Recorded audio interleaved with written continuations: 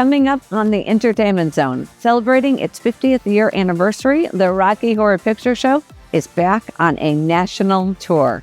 Plus, an American country music singer, songwriter, and now has a new brand of whiskey. We sat down with Lee Brice. And after the break, we go behind the scenes with one of the most beloved musicals celebrating its 46th year, Annie.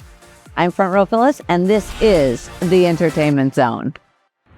We had a chance to catch up with Golden Globe, Tony, and Peabody winner and the original Brad Majors in the Rocky Horror Picture Show, Barry Bostwick. 49th year. Can you believe it? And can No. you believe we're celebrating 49 years? You think maybe 50. Well, we'll be there for 50. You can believe me. Does it feel like it's been 49 years since this was put together?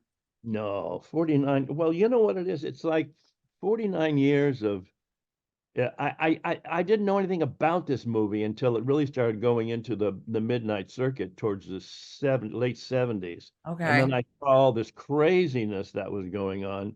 And then I fell in love with the movie. And then I fell in love with the shadow casts all over the country. What we're doing with this tour is that we're going from city to city and we get a local shadow cast from that city. If you know what a shadow cast is, where the actors come on stage, act out the movie in front of the movie, and encourage the audience to just yell horrible things at us and be lucky for a few hours. How did it all get started? I was talking to somebody about this. How did it get started that it was going to be a midnight show? How Well, did that start? it wasn't successful when it first came out. And Okay. Fox, the people at Fox, or one particular man at Fox, who I can't remember his name at the moment, had a sort of in with these midnight screenings at some of these theaters around the country, at colleges and stuff. And he thought, well, this movie, when it was first shown, it was garnering repeat people. If it was Los Angeles or New York or something, and they thought, well, wait a minute, let's make this into a party. Let's make this into something where people can go to and find and create their own community on a Friday and Saturday night. So, do you have a favorite scene or part? Well, one of my favorite scenes is the floor show, where we jump into a freezing cold pool because it was a low budget movie and they couldn't heat the pool for us. Is that true? That's why? Yeah. It was nothing. We were in this little Bray Studios outside London, where they used to make all the Hammer films, and Hammer films were those horror films that went on forever. I mean, a very popular series of films, but very low budget. They use these two little studios, and then they use this mansion or castle across the field that we used for Rocky Horror Show. But unfortunately, by the time we got there, half the roof was gone. And so we were running around in our underwear, wet, freezing ourselves. When was it? October, November of that year. And but it was uncomfortable when we were making it. But now, 49 years later, I don't remember the uncomfortableness. I just remember the joy and the fun and the friends that we've made all these years, and how I've come really close to a lot of the cast members who are still with us. And we miss Meatloaf. Meatloaf has unfortunately passed on, and he was a powerhouse. I mean, he was really he was something. I mean, he was a rock and roll star from the feet up. So, why do you think the show has seriously resonated with so many people? I mean, we talk about it, they see it time and time. When it was playing in the theaters, they would go every single weekend. Yeah. Well, it was like it was family, for these kids at that time, kids or whoever, maybe were outcasts or maybe didn't have a club they belonged to, or didn't have a huge group of people who thought and maybe the same way or felt the same thing about life and their bodies and what entertained them. And so they all sort of congealed into this, I like to say, club. Some people might say it's a cult. I don't think it's a cult. Right. because I think cults are dangerous, and I Mhm. don't see any danger in loving and enjoying the Rocky Horror Picture Show. I mean, it's just naughty, but nice, Right. and it's because we're on our third generation, it has become the sort of family tradition that if a child turns 11, 12, 14, they take him to the Rocky Horror Show, and the kids had heard about it, and they're going, "Oh, I can't wait till I can go and am old enough to see the Rocky Horror Picture Show," and then they sneak him in as an underage kid, so it's I don't know. You've also been in so many TV series, movies, musical.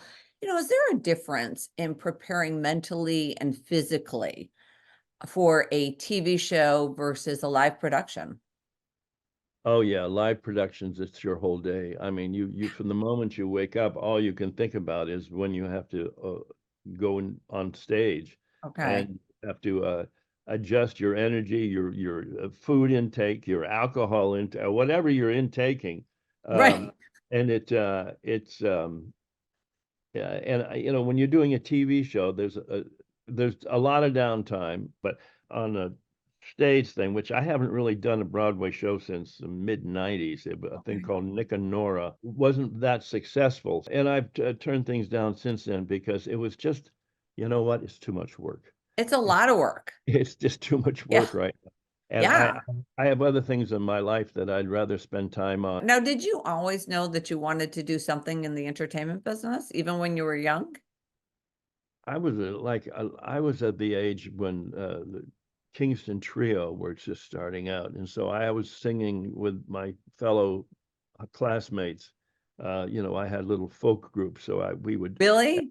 yeah, and we would entertain at the YMCA, or we Okay. entertain at high schools or prisons. We went to prisons in the Bay Area, and so that's just sort of started me off. Yeah, there was nothing else I wanted to do or could do, Really? Yes, Yeah. and here I am at my age still doing it, I luckily. think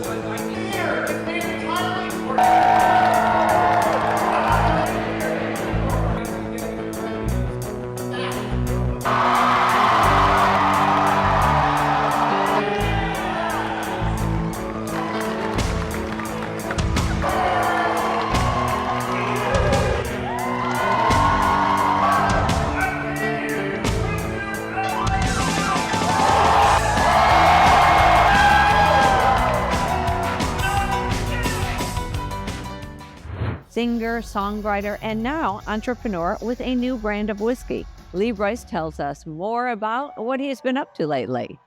Welcome, Lee Bryce. Thank you for joining us. Kidding me? Thank you for having me. This is awesome. We love it here, What a great event, great city, just awesome. I look at your bio, I look at the awards, all the songs that you've written. How has it evolved from really your first single? Well, how I make the music, the things I'm writing about, I've also learned, I've learned so much about production and then also just songs in general, how they go together and what really lights people's fire. The one thing that hasn't changed is I always have had a really, really, really big passion for writing stuff that's gonna matter or make people feel something, and whether that's sad or happy or excited or whatever, but that's never changed, and so that's really been nice, but it's now I feel like I've learned a lot, so I'm hopefully making better and better music. I try to just top myself every record and do my best anyway. So when you're out there on the stage and you look at them singing your songs, what's that feel like? It's the best. I mean, right? Yeah, I mean, and I try to pick people out and and stare at them and try to see what they're thinking, and then I love seeing the kids out there. Like I'm at my first concert or whatever, and I'm thinking, wow, if I can be that memory for them, we better give them a show they can remember. Now, is there a difference mentally preparing for a festival versus an indoor venue, or is it the same? Yeah. For me, it's just go out there and give it every ounce of what I have every night. And I mean, some shows it's just me and the guitar, you Yeah. know, for 2.5 hours, and in some shows it's me and the whole band for 25 minutes. And so they are different shows, but I'm the same. I'm thinking the same thing. Now, you've collaborated with so many and some of the biggest names. So, is there somebody that you're thinking that you'd love to collaborate with in the future? And it doesn't even have to, because we all know that country's kind of like, you know, pop is crossing over to Oh, country. yeah. And I Yeah. love that. So I'm thinking Yeah. that we like hook up Post Malone with you. I was actually just thinking about that. You were? Literally, yeah, I've got a song I'm pitching over to him that I wrote called "Go Home," and Okay. legitimately, you know, that's Post, come on, on. Post, you know, hit me up, yo.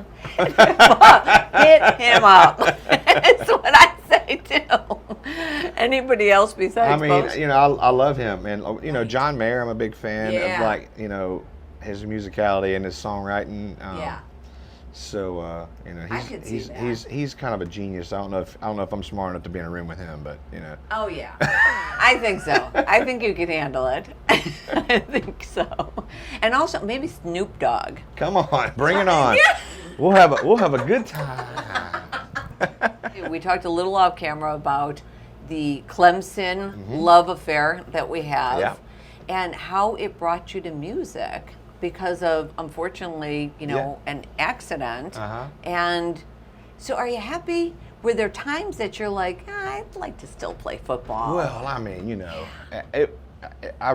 my goal in life as a kid was to play for Clemson. Okay. It really wasn't like to go past that, you know. And so luckily I was able to make that happen. And Play so once football that for that happened, team, yeah, so right? my team, you know, I grew up and I mean, my blood bleeds orange. And so once I kind of met that goal, you know, Yeah. I got hurt and the whole deal happened.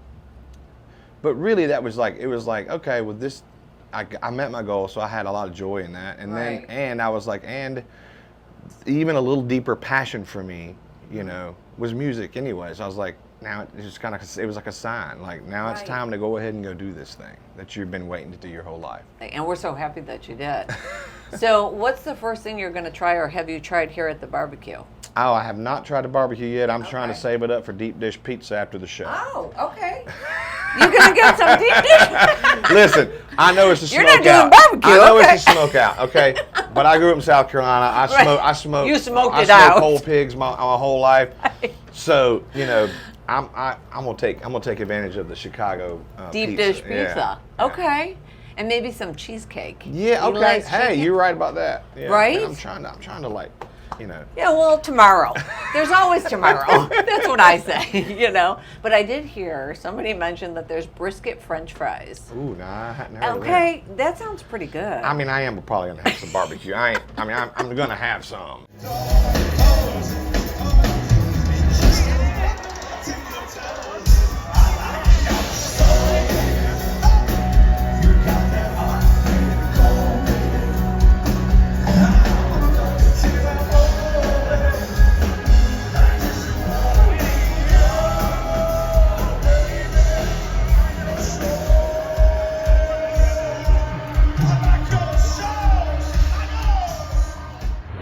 The sun will come out tomorrow, and we had a chance to go behind the scenes with Stephanie Landino, who has been playing Miss Hannigan in Broadway's Annie. Welcome, and so great to see you again. And you, Phil, it's good to see you. So, you know what's so crazy is that we want to talk about Annie. Yeah. But before we do, Tell me. I want you to tell our viewers something that I don't think they know about, and I do, about your other gig. Oh, Okay, yeah, my you're other life, yeah. you're a rock singer in a rock band. Yes. And what was it? A couple years ago, you opened for Bon Jovi. Yes, we did. Okay, tell us more about this. Yeah. So yes. My alter ego is a rock blues musician. I was at that time doing two different projects. So my own independent band called West Side Waltz, which is a blues rock fusion band that I co-front with my now husband. And then the other band was called the Voxies, which was like a punk female front-led punk reggae fusion band. And we opened for Bon Jovi at the Spectrum Center in Charlotte in April of 3 years ago now. Okay. And it was a wild experience. 20,000 people is officially the biggest house I've ever played. Oh my and gosh. That was an experience, I'll tell you that. So you get out there. What does that feel like to be? Well, so the big difference between live music, and live theater is in live music you're wearing in-ear monitors, so like headphones. So you get out on this massive stage into a wall of people, but you don't hear them because you have your band mix in your head. So it sort of feels like you're with your band buddies and you're rocking, and then you're vaguely aware of this massive audience, and so quite different from what we're doing here with Annie, where Right. I can hear every laugh, every titter, and we're very responsive to that. So talking about Annie, 46 years later, and is still giving families hope into tomorrow. Yeah. Why do you think this production has resonated with just everybody? Yeah, it's funny. It's a great question. We get asked a lot. We're coming up on the 50-year anniversary. A lot of buzz around that.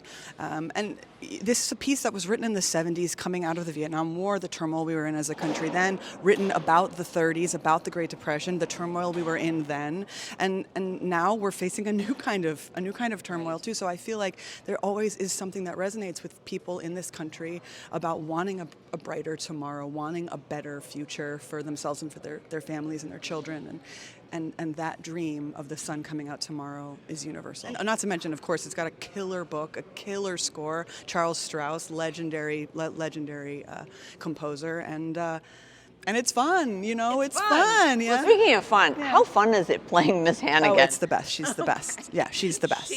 She's the best. I really have nothing more to say than I'm 458 performances in of Miss Hannigan, and I find new and beautiful nuance with her to this day. It's always fresh. It's always exciting. She has depths that I have not yet plumbed, and it's just a joy. Really? Yeah. I was just gonna say, how do you really change up the character? Because you've been doing it 3 seasons. This is season 3. It's a question we get asked a lot. How do you keep it fresh for yourself? But I feel the same answer every time, which is that, the show stays the same, but you are different every day you come. You know what I mean? Each morning you wake up, it's a different you. It's a different iteration. So as long as you're bringing your true, authentic self to the stage, it's always going to be new. It's always going to be fresh. So lots of young children in the show. My chickens. They're your chickens. Yeah, they are. But how do the chickens not see you as Miss Hannigan and see you as the sweet, sweet Stephanie? Yeah, it's important and was very important to me each year. And Jen Thompson, our incredible director, very much saw my vision on this and gave me my space to do what I wanted, which was before we begin rehearsal, when I sit down with the girls on the first day, I kneel down with them and I say, listen, we're going to be doing some stuff on stage that is scary, and we want it to be scary for the audience, and we want it to be really mean, and Miss Hannigan's really mean, but I always want you to feel safe. So if there's ever a moment as we're working you don't feel safe, you just say, stop, we'll fix it, because I want you to know that while we're going to do scary stuff on stage, we're always safe. I'm always a safe place for you. So we've been able to establish that each year, and the balance has been struck. And we talked a little bit about my favorite character besides you, Sandy. Sandy! We have so you're many in good. love with I'm in love Sandy. with Sandy. Yes, I was saying that Kevin, the dog who plays Sandy, is my tour boyfriend. So yes, he is just the sweetest, kindest, and most professional dog. I mean, that dog doesn't miss a beat. He's on it. Really? Oh yeah. He's on The kids cue. and the dogs are like the most professional in the whole company. They never miss. They're chef's kiss. W.C. Fields has this quote about you're never supposed to work with children and dogs. I just don't think he could be more wrong. Really? Yeah, they're just such a delight, and they really keep it in perspective what a joy it is to get to come do this job every day. So what is show day like? What are some of the things you get to do? Yeah, show day. I'm an early bird. I like to get to the theater very early and get started. Start with the warm up. Start with the prep, and then I'm on stage at top of show with the kids. So we're a go right from curtain up, and at this point now we're just kind of we're on the ride. You just strap in every day and you say here we go, and then we play And have fun. And the audiences are different every night. Yeah. What makes it so different? Oh, the more full the house is, the more permission everybody feels to get real vocal and laugh real loud and cheer, and those are obviously the best. It's great when an audience is fully invested, but even on the smaller houses, the quieter crowds, they really enjoy it. And in a space like this, near what I think it's 4,500 seats or something extraordinary. It's pretty large in terms of theater. Right. to feel like you're reaching everybody is sort of like, do I have them all? I think I got them. And on the nights where you can't totally hear them as well, I always get messages afterwards. Oh my gosh, it was such an amazing show. Thank you so much. So people are really enjoying it, and I feel grateful. Yes! Yes! Yes! Yes! Easy Street! Easy Street! Annie's Love! Yes, sir! Thank you for spending part of your day with us, and we'll see you right back here next week. I'm Front Row Phyllis, and this is the Entertainment Zone.